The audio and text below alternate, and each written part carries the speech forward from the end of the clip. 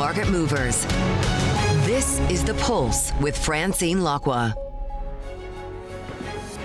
Good morning, everyone, and welcome to The Pulse. I'm Francine Lacqua here in London. Now, it's been a pretty bruising week for tech with a $1 trillion software sell-off, a sharp fall in big tech despite solid revenue growth. Now, huge Capex spending has also been a big concern, and this week's spending announcements have done nothing to allay those fears. Now, this week alone, 4 of the biggest U.S. tech companies announced combined spending plans for the year of around $650 billion. Now, $200 billion of that alone is Amazon. So we're now joined by Matt Bloxham, technology analyst at Bloomberg Intelligence. Matt, thank you so much for joining us. I mean, it's been quite a week, but actually it's been a week also because it's business models, right? So you look at all the industries and the companies, and suddenly you have these AI models going after some of the legal companies. So where does it end? Are we going to see like industry by industry fall as AI gets rolled out?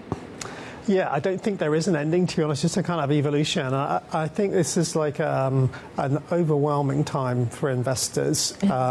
The pace of change and the complexity of the change that's being fueled by technology, and particularly AI, is incredible. And I think, you know, when we look at previous cycles, certainly my experience as an analyst, some particular event comes along, it causes a bit of a disruption, but you have time as an analyst and investors to kind of think about it, process it, figure out what's really going to happen. I think the frequency of changes and the significance of them is unprecedented, and it's kind of really creating this kind of, you know, risk-off moment. I think perhaps it was almost inevitable that Amazon put out a $200 billion Capex number, given what we had seen from Alphabet and others. I think there is some flex in those numbers. And I think, you know, there is clearly a lot for these companies to prove in terms of whether this level of investment is justified and whether they can really make the return on investment that they need to justify. I think there is a stronger sense that, you know, we've kind of gone a bit too far, and they really don't have much of a choice. You know, if one goes big on Capex, you have to follow, because if you don't, you're essentially kind of giving up on future market opportunity.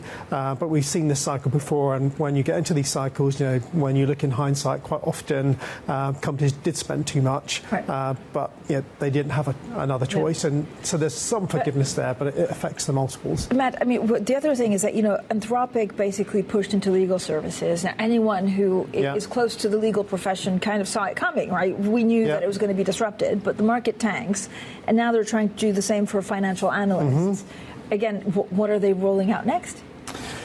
We'll have to see, but you know, I think the kind of optionality on what they've kind of produced is kind of fairly limitless, because it's kind of quite a kind of generic set of capabilities which can then be tailored to different industries. But you know, they have done a very specific investment and training and focus around anything to do with both the financial service industry, but also the kind of financial analysis discipline. So that's not just for analysts and investors; that's for accountants.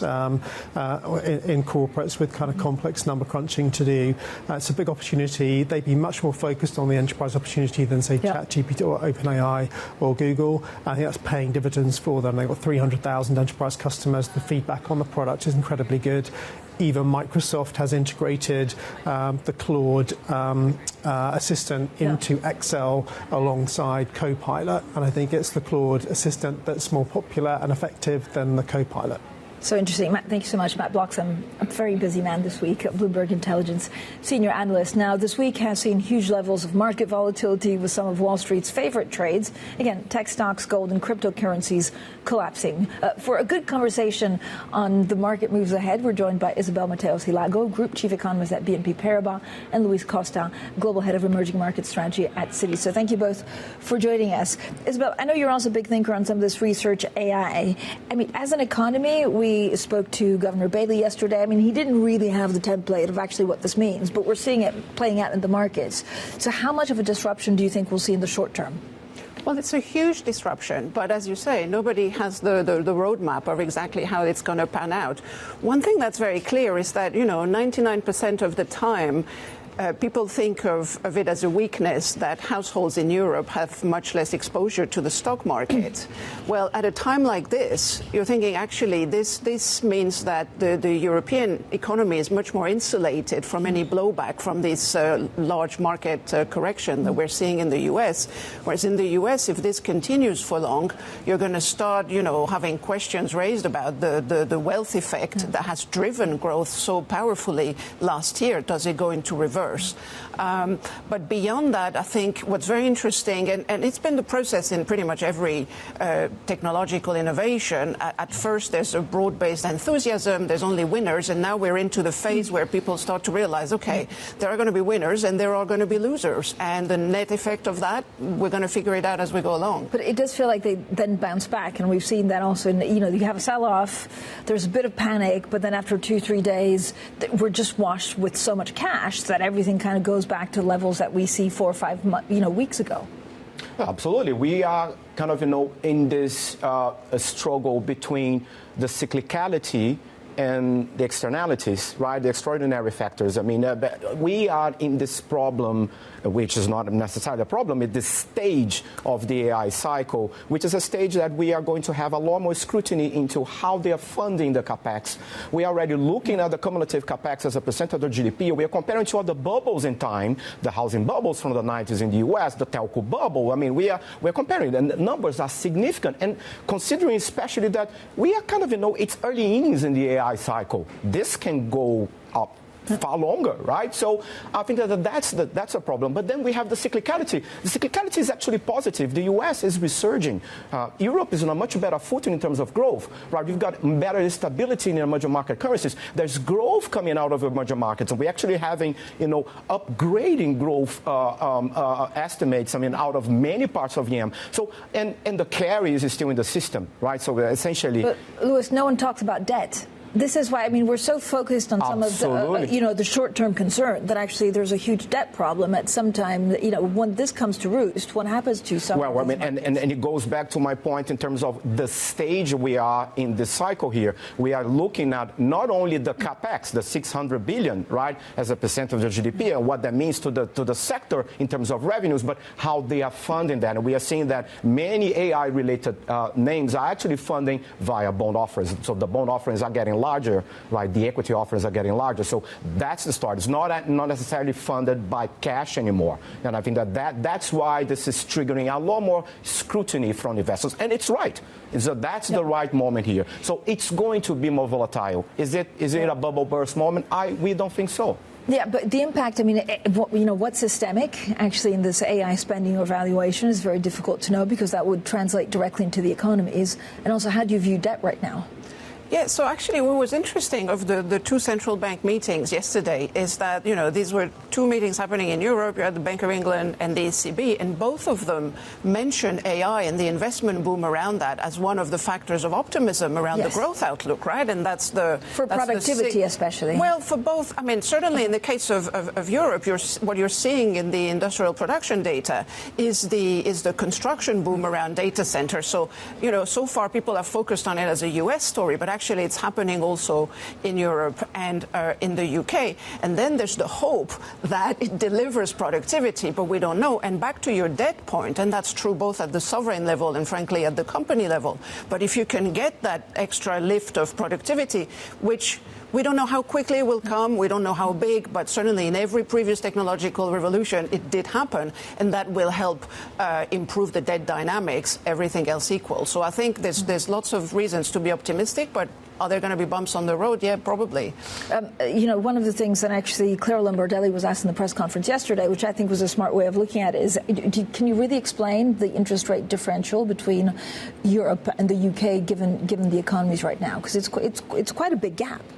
It's a big gap, and people look at this from the Eurozone and look, and certainly from the standpoint of France, where there's been a lot of turmoil because of political uncertainty, and people look at that and see, that's the benefit of being in the Euro, because you get a lot more risk premium on the UK, because it's just a completely different political setup. It's true when you look just at the macro data, it's hard to explain the differential in interest rates. Louis, emerging markets were really stellar last year.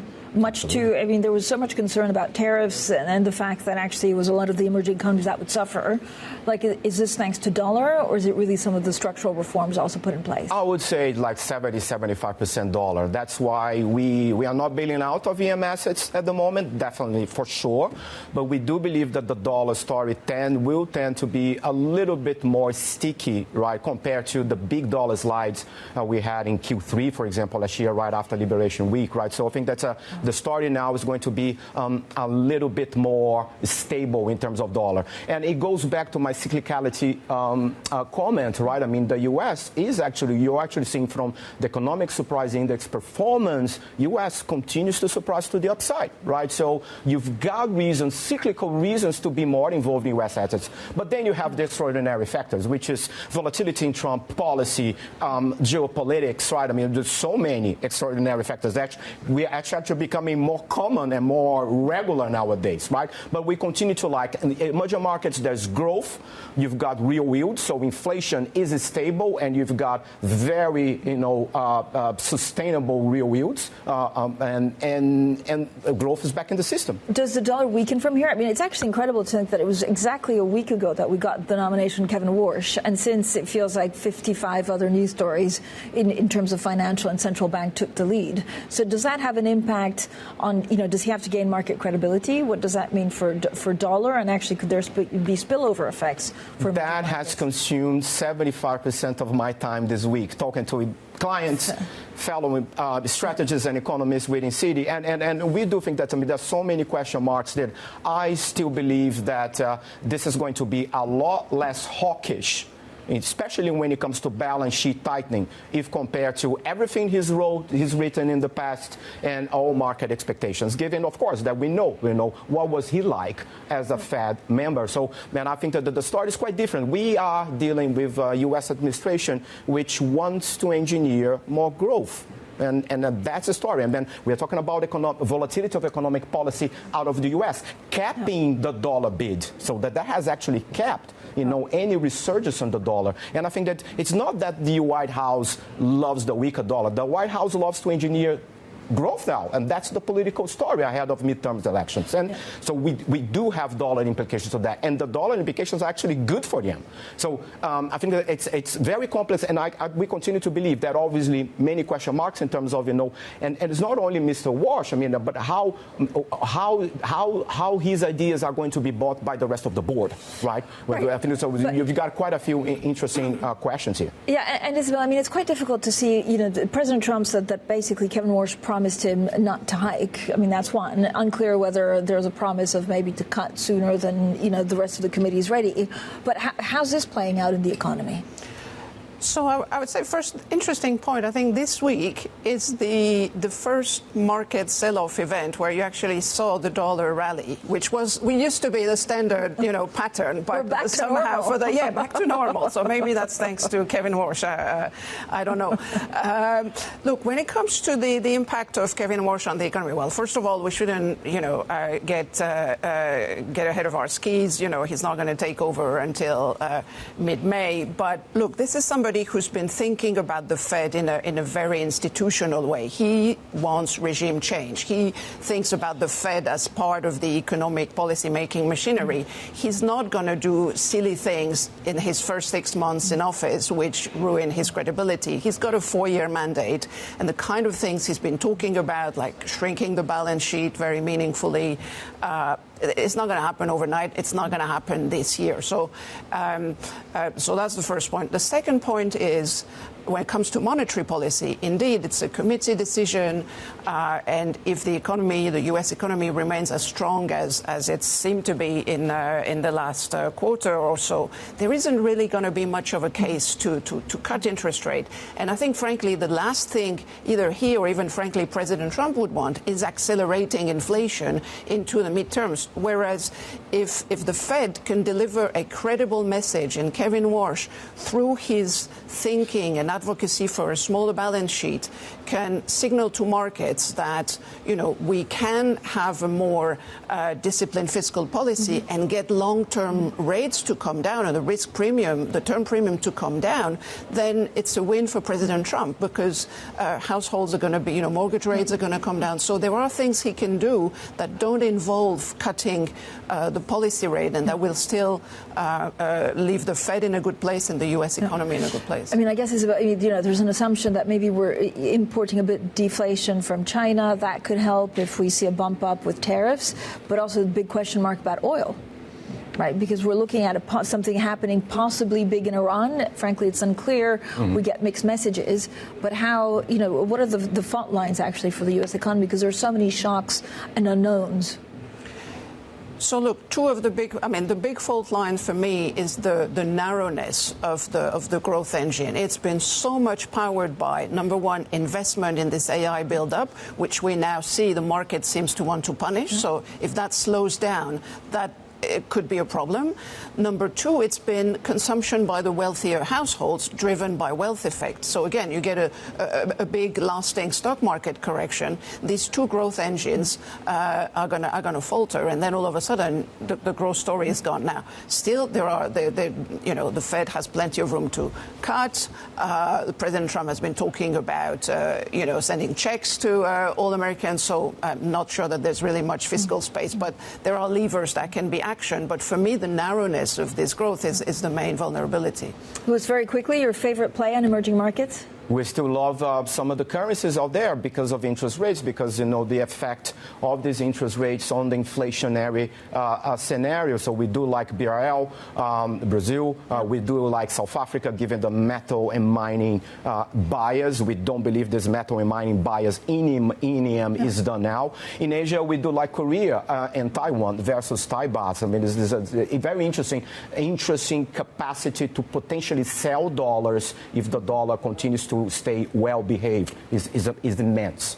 Thank you both for joining us. What a great panel to get us started this Friday after quite a busy week. Isabelle, Mateos, Lago, Group Chief Economist at BNP Paribas, and Louis Costa, Global Head of Emerging Market Strategy at Citi. Now, coming up, Bitcoin bounces higher as traders buy the dip following a brutal rout for the cryptocurrency. We'll have plenty more on Bitcoin's wild week. That's next, and this is Bloomberg.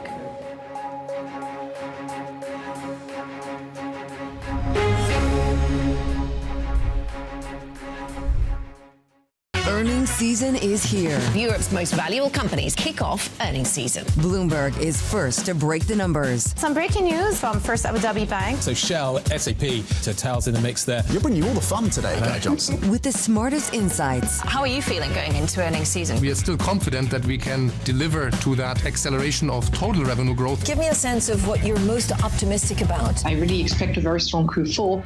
Continuing coverage on Bloomberg.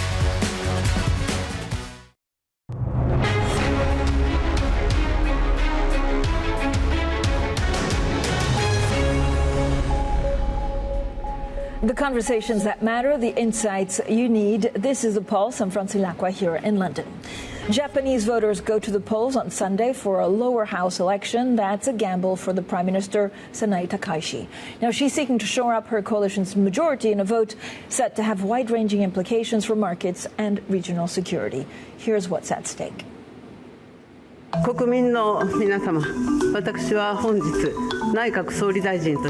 Just 3 months into the job, Prime Minister Sanae Takaichi dissolved Japan's lower house, calling a fresh vote for February 8th. Coming from a string of election setbacks for the ruling Liberal Democratic Party, Takaichi is aiming to capitalize on high public support and increase her majority in the more powerful lower house. Some recent polls show an approval rating of more than 60%. I think Takaichi is really in an extremely enviable position. I mean, her support rates have been consistently extremely high, and I think that's going to do quite a lot for her in this election. A stronger mandate would make it easier for Takaichi to push through her agenda, including higher defense spending and the largest supplemental budget since the pandemic. But the road to victory might not be straightforward. The LDP's alliance with Komeito fractured last year, ending a 26-year political partnership.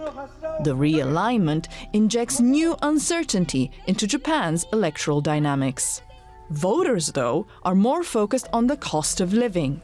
Inflation has stayed above the Bank of Japan's 2% target for more than 3 years, while wages lag and a weak yen pushes up import cost, giving a sense of falling living standards. To ease the pressure, Takaichi pledged to suspend the 8% sales tax on food for 2 years.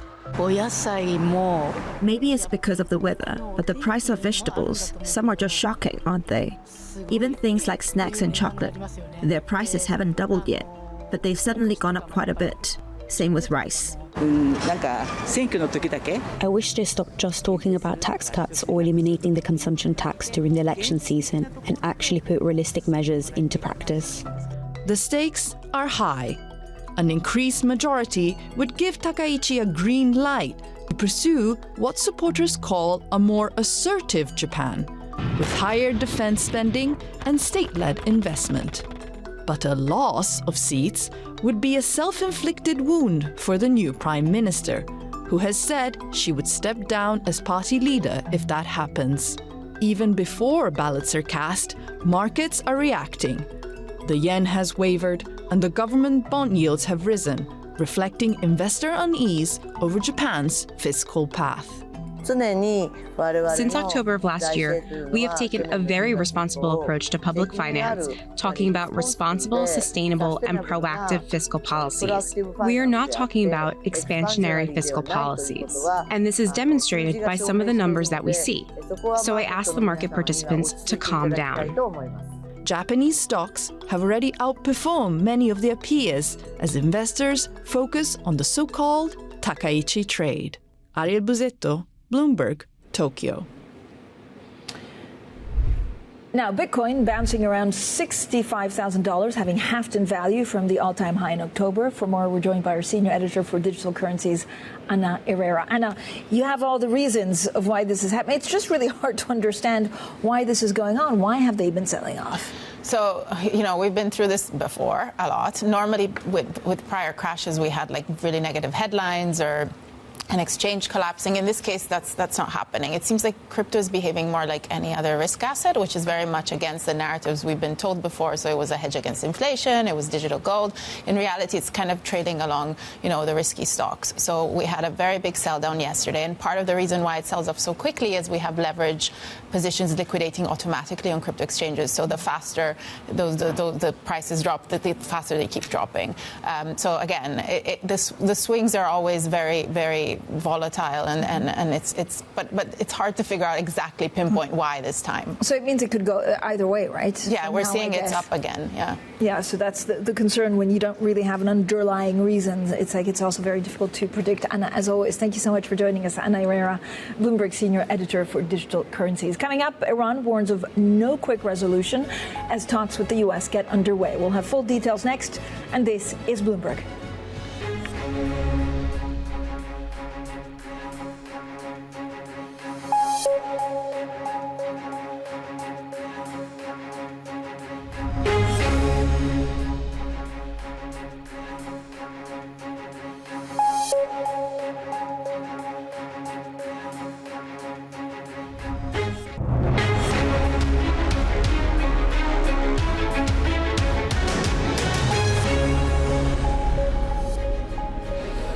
Good morning, everyone, and welcome to The Pulse. I'm Francine Lacqua here in London, and these are your top stories. Amazon's plan for $200 billion in Capex this year spooks investors in a week when big tech announced spending plans without parallel this century.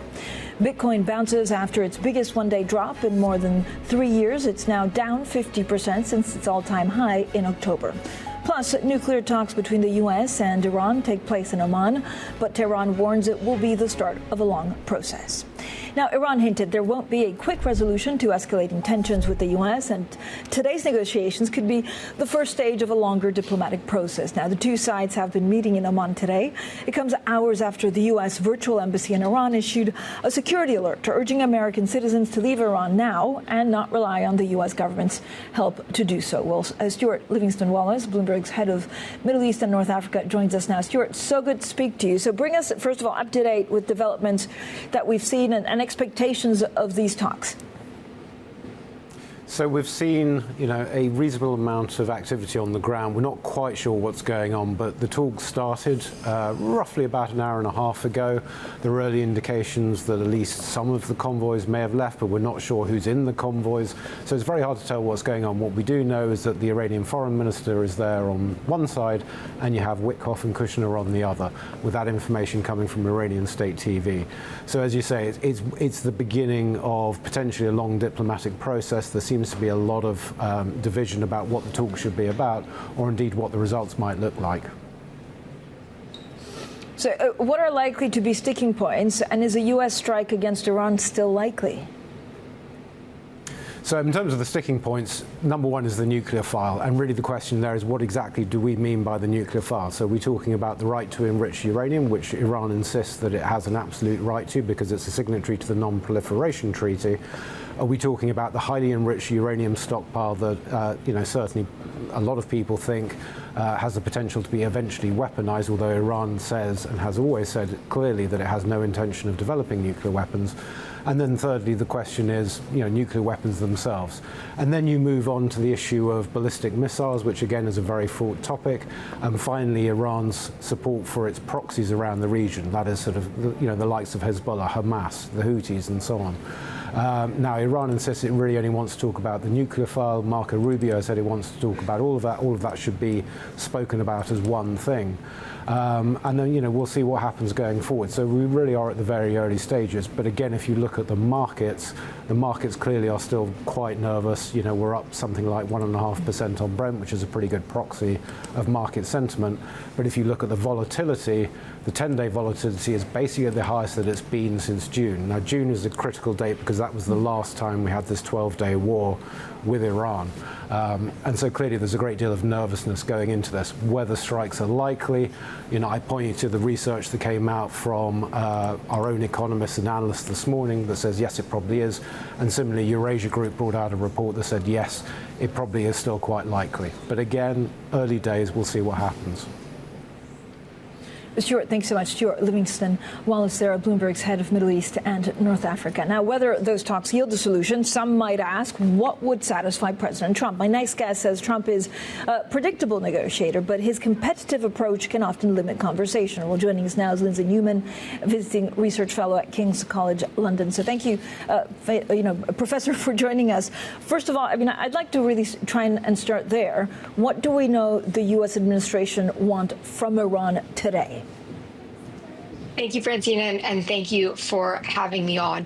What we know is that this administration is not your first Trump administration. The second Trump administration is much more activist, much more active, and much more ambitious. We've seen this throughout all of 2025 and, of course, at the start of 2026. We've been talking about Venezuela, we've moved on to Greenland, and now we're back on Iran. And what the U.S. administration is looking to see here is a quick result. They've made clear that although the Iranian delegation says that they are acting in good faith, but they will remain firm, the U.S. is not looking for sort of the beginning of a pathway of a conversation for a conversation. The U.S. is looking to deploy a range of tools all at the same time. So they have opened the diplomatic track, which is the first time, as we know, bilateral conversations have happened between the two sides since last June's, just before last June's Operation Midnight Hammer event. And simultaneously with the diplomatic track, they're also pursuing economic security levers like tariffs and sanctions, and this big question mark around the use of force and force posturing. As over the last couple of weeks, the U.S. has redeployed a massive amount of kit to the region. Lindsay, what do you think happens next? It's frankly, on both sides, and it's unclear. There's a lot of fluctuation whether they're still talking, whether this will, those negotiations will be shortened. But actually, everyone's downplayed expectations from these talks. So what happens next? Yeah, Francine, that is the big question. What happens next, and what is perhaps the fallout from what happens next? We know that the U.S. administration, as I said, is deploying multiple tracks at the same time. And if any one of these tracks, so if talks do not reach some sort of clear outcome, it will start to apply pressure through these other tracks. It's already applied tariffs and sanctions on Iran over the last couple of weeks, so that really does zero in on this question of military action. As I said, there's a strike force in the area, there's Patriot missiles, air defense systems. We hear this warning for U.S. personnel in the country. And there is, as you said, pointed out, there's a lot of noise. There's so much noise happening right now in the region. The baseline scenario has to be that these talks will be unlikely to reach some sort of significant outcome, and that will then turn all eyes to the use of force. We have to think that the most recent precedent is the most relevant precedent, so that is Midnight Operation Hammer. The president came into office saying that he would be the unifier and peacemaker. He knows that the U.S. public do not want to see the U.S. engaged in another entrenched conflict anywhere in the world. Polling suggests that very few Americans are really quite supportive of the idea of using force against Iran to support the protests or even related to nuclear capabilities. So the U.S. appetite from the U.S. population perspective is low. So the president and his administration will be very careful and will be looking to conduct anything they look to conduct will be directed and surgical. He does not want to have U.S. boots on the ground there. But, Lindsay, I mean, one of the things that we've been trying to figure out is what will China's response be? So I don't know whether China, I mean, there's no good time to do something in Taiwan, but are they thinking that actually in all of this turmoil now could be good? Would they take offense if the U.S. were to strike in Iran, or would they publicly say they're against it, but actually privately support it?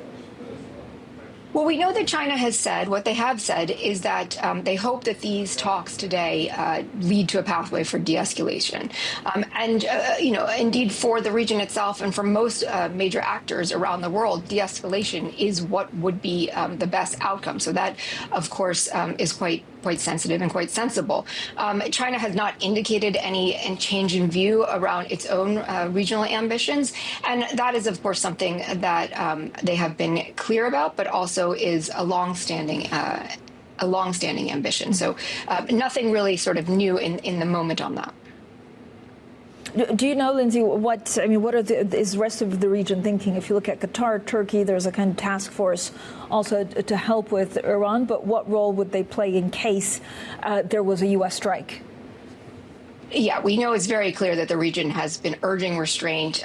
Part of the reason that the talks were moved from Turkey originally to Oman is so that they could be more bilateral and directed rather than having multiple voices in the room. But even still, the voices in the region have been quite clear that the hope is that this will lead to a de-escalatory path. Even Israel itself reportedly weeks ago urged Trump to deploy caution when the height of the protests were underway in Iran. But again, the most likely scenario here is that these talks will not reach some sort of very concrete, tangible outcome, and the likely military operation would be directed, focused, and surgical against perhaps nuclear sites, ballistic missile sites. It doesn't mean that Iran will not seek to retaliate in response, but both sides are likely looking to avoid a regionalized escalating conflict, even though we've heard rhetoric that suggests otherwise. Lindsay, I mean, look, we're February 6th, and it's been quite a start to the year. It started with Venezuela, then you had Greenland. I mean, do we have a better understanding of what the Trump administration's foreign policy is? You know, Venezuela, they were largely left to do what they wanted because it was kind of assumed that it was in their own backyard. But are we going to see more intervening in other parts of the world much further afield? Yeah, Francine, I have never been of the view that this is just about the Western Hemisphere. I'm an outlier. I'm happy to be in the outlying camp on this. The Trump administration's ambitions are far-reaching, and they are wide. And the Trump doctrine, if you want to call it the Don Roe doctrine, is really about pulling all levers and walking with heavy steps. That means deploying force. That means opening diplomatic conversations where necessary, and also employing economic security tools like sanctions, tariffs, export controls. It's sort of naive to think otherwise when we see strikes on Nigeria, Yemen, Syria, the extraction of Maduro in Venezuela, as you said, and then, of course, all the rhetoric around Greenland. Everybody needs to be prepared and aware of the ambitions of this administration. And so the foreign policy approach was laid out on day one with an America First approach that isn't the same isolationist story as it once was. This is about pursuing U.S. national security, U.S. interests globally as defined by this administration. Lindsay, as always, thank you so much for joining us. Lindsay Newman, they're a visiting research fellow at King's College London. Some great analysis on some of the complicated dynamics that we're seeing. Now, the Bank of England governor has appeared to endorse markets betting on a 50% chance of a rate cut in March. It comes after the central bank held its benchmark rate at 3.75% in a surprise split vote. Well, I spoke with Andrew Bailey following yesterday's interest rate decision. You may have seen it in my submission of my paragraph in the minutes. I said that I will be, I said that I think there is, a prospect of, some further cut in interest rates. And I said, I think in my last sentence, I said I'll go into each meeting asking myself that question. So, look, I think, going into March 50-50 is not a bad place to be in that sense, because in a sense markets are asking themselves the same question that I'm asking, or perhaps they're just working out what question I'm asking and, in a sense, following that. But yeah, I think that's a reasonable question to ask, because look, we've had good news. We think inflation is now going to come down to target sooner than we thought it would. I think this spring sometime. But the real question now is it going to sustain? Is it going to be sustained there? Because that's our job, and that's all to do with underlying inflation. And that's where I certainly think that we do need we need some more evidence base to mount that. But that's the question we'll be asking ourselves. Why have you dropped the word gradual from your formal guidance? It had been there for quite some time. Well. I think for a couple of reasons. One, because we've made a lot of progress. And the second one, which is closely related actually, there does come a point, if we don't get any more shocks in the world economy, that's a big if, but we don't, these are the things we don't know about, so we can't in a sense factor the things we don't know about in. So let's assume that's what the forecast is, we've published is really based on. Then I think we are now getting towards what I might call that neutral level of interest rates, where it will sustain inflation. It's the rate that will sustain inflation at the target. We don't know it. We don't know exactly where that is because it's it's a good concept, hard to translate into any precise practice. But are we close? Well, in a sense, we must be getting closer, but I think we are closer. So, I think the change of language is really to change the language a bit to this language we've used a few times about, it's a closer call at this point. When you look at the shocks, I mean, you said today that the global economy has just been pretty good at weathering some of the shocks. Yes. But is it that we could see less shocks, or is that we're just much more adaptable? We never know what shocks we're going to see by definition, almost. No, look, I think it is interesting that the world economy has been more resilient to all the uncertainty we've had over the last year than I think if we go back to the conversation we were having this time last year, actually, when we were doing this report this time last year. Our concerns about how the world economy was going to be affected by the news that at that point was beginning to build up, it has certainly turned out to be more resilient. The Bank of England Governor Andrew Bailey speaking with me yesterday. Now, the stakes are high for Thailand as voters head to the polls on Sunday for a snap general election. The country's economic heft in Southeast Asia has slipped, and the vote risks putting Bangkok back on a path towards political crisis. It's the subject of the weekly documentary by Bloomberg Originals, and here's a sneak peek. When I think of Thailand, I think of a place where modernity exists alongside tradition. But behind that postcard image of a paradise is another reality.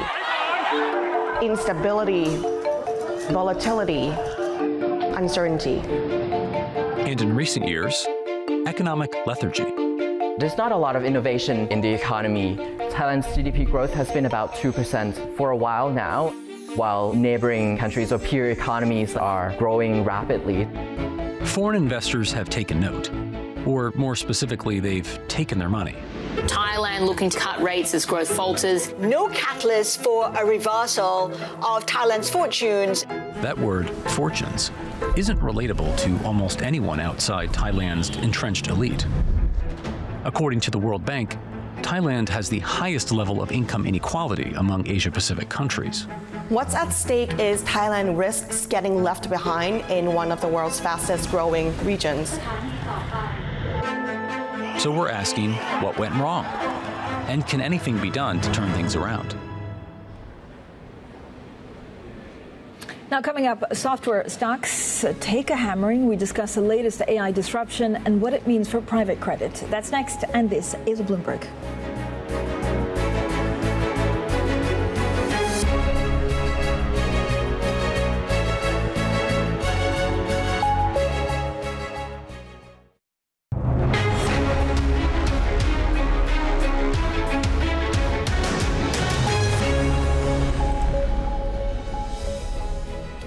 Welcome back, everyone. Now, software stocks were at the epicenter of hundreds of billions of dollars that were wiped from companies big and small across Silicon Valley this week, knocking the value of stocks, bonds, and loans.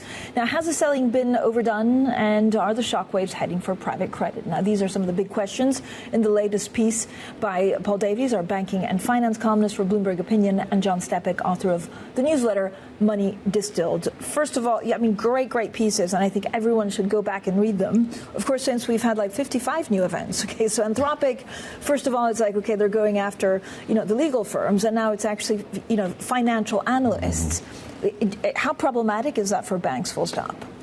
For banks, it's, well, I guess it's yet to be seen. I mean, I don't know exactly how good this tool is going to be or what it's going to look like. I mean, there's plenty of other things that AI companies and other tech companies have been trying to develop already to kind of challenge the amount of labour, I suppose, that you need within banks and so on and so forth. But we've yet to see, I suppose, a big impact of that is probably more seen in a lack of, in a lower level of hiring so far. But banks are very cognizant of how do you keep getting talent to come into the industry if you're going to replace a lot of that early work with machines instead. John, what was actually the sell-off that we've seen? Because people kind of brush it off and saying, oh, we've seen this before, it's, AI. But this feels different because it's going to the heart of the business models of industries and companies. Yeah, somebody came up with a really good term for it, the SaaS-pocalypse. So that's software as a service.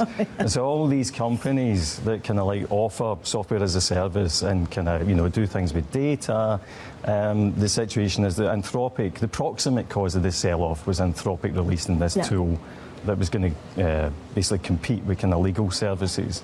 But this decline's been going for a while. There's been about a year's worth. They sort of peaked in summer 2025, and software stocks have gradually been selling off since then. And I think the idea is basically like when the internet came along and kind of upturned, news publishing, music, high street retail. The idea is now it's the turn of legal services, possibly even medical services, financial services. And I think that's what we're seeing. And I guess the interesting question is why this week has it suddenly happened as quickly as it has. And I think that is actually, there's probably more in the macro area that's helped with that. Yeah, and Paul, you had a great story. I mean, I'm not going to lie. So I was covering UBS in Zurich, and so we were reading the story, and I was about to interview Armadi, and I was thinking like, wow, KKR got slammed last night. Same for a lot of the private equities. I mean, this was kind of unexpected by a lot of people, and you had this brilliant column, also explaining that because we don't really know what's underneath this private equity owners, that there was maybe a lot more anxiousness out there.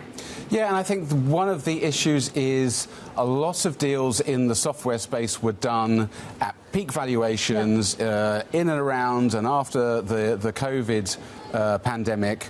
and then we had that sharp rise in interest rates afterwards, and then a lot of the financing for those deals ended up being done by private credit because we went through that spell. If you remember, Twitter debt was the most famous part, but there was a whole lot of leveraged finance that banks got stuck with as rates suddenly shot up. They weren't being active in funding buyouts anymore. So you have this particular vintage of overvalued deals with very private credit concentrated financing behind it as well. And that's a bit of a worry for the future because it's just going to be probably a very bad vintage. When do we know, John, when we've fallen far enough? And I guess, again, these were meant to be quality stocks, right? So you're also upending kind of market thoughts in general. Well, I suppose the problem is these companies, now investors are worried that these companies don't have a moat anymore. And that's the thing that makes it a quality stock. And if your moat evaporates because, AI has come along and competed it away, then that means that, it's very hard to say, well, how far should it fall? At the same time, it strikes me that this has been very indiscriminate. Because, it's very hard to tell the winners from the losers in any kind of boom like this. And I guess markets are in a kind of shoot first, ask questions later mode. Because, you look at what's happened to the financial stocks today because of the Anthropic news about them moving into financial services. It's like, OK, but this is slightly a panic reaction. But at the same time, catching falling knives is a good way to lose your fingers. That's a very, very graphic way of putting it. Sorry, guys. Paul, when you look at the risk of something being systemic, there's so much money being spent. I think we calculated like $600 billion, I think, in this week alone. Is there something if valuations collapse for some reason? How much does it impact private equity and banks? Well, we've yet to see how far this is going to go. I guess there's some real odds tensions here. On the one hand, people seem to be betting that AI eats all software, and on the other hand, they're also betting that AI spending is going too far, and it's a bubble, and it's going to burst, and it's going to be wasted, and so on. So these are kind of conflicting, and I think what John was getting at earlier is there has been a lot of factors kind of turning over as well, like momentum trades in stocks have just kind of collapsed very recently, and especially this week, and growth has collapsed. And there's a lot of people are just sort of rebalancing, all of their expectations about markets. And I think, and one of the things with software particularly is people would have to think about how key is it to an organization? Is it something where a company is going to be very happy to let all of its staff just make up their own code all of the time? Is what they're doing auditable? There's a lot of kind of serious stuff that people have to consider here. But, this is we could be in a very messy day today. There's a lot of kind of selling that could continue to come through. And in terms of, banks, it's where it comes into, leveraged investors and, margin calls and all of that sort of stuff. And especially in the US with a lot of very leveraged retail investors, that's where we might see some real, issues. I know, I agree. I think the deeper issue is there's a bit of a momentum unwind, because if you look across the market, you've got Bitcoin collapsing, you've got gold sliding, you've got silver collapsing, and I think an awful lot of that is to do with the kind of surprise that Wash is going to be the guy that's running the Fed. And although Wash is presumably keen on lower interest rates, there's not the same sense that he's going to be, if you like, a puppet or an ultra-easy money Fed. And I think that's still feeding through the market, because if you look at the dollar, it's bounced quite strongly. Right. And, the kind of dollar debasement trade kind of peaked about a week ago, and I think that's also helping with this momentum unwind. I had the chief economist from BNP Paribas who was saying actually the dollar has behaved like it used to this week. Yeah, exactly. Right? So what does that tell us also about correlations? Well, I guess it's kind of risk-off. It's a risk-off trade, the dollar. The dollar gets stronger, other assets tend to get weaker. Obviously, that's a gross oversimplification, but that's basically how it works. And I think that what it comes down to is people get overexcited about the end of US exceptionalism, the dollar debasement trade in particular. That started getting questioned whenever Trump nominated Kevin Walsh. And I think a lot of that is what we're seeing now, the kind of heat going out of these momentum trades, and that includes gold, silver and AI. Paul, in 20 seconds, what are private equity firms going to do this weekend? Well, anybody who's not done it already is going to go through their books incredibly carefully and look and see what they've got. But we had results yesterday from KKR and Ares and Blue Owl, and they were all very sanguine about they've gone through everything already. They know what's there. They've already been selling down. It's like, it's fine. Yeah, probably not a relaxing weekend, but hopefully you've been through the books. Paul Davies from Bloomberg Opinion, John Stepek, who writes Bloomberg's Money Distilled newsletter. Up next, Bloomberg Brief, and this is Bloomberg.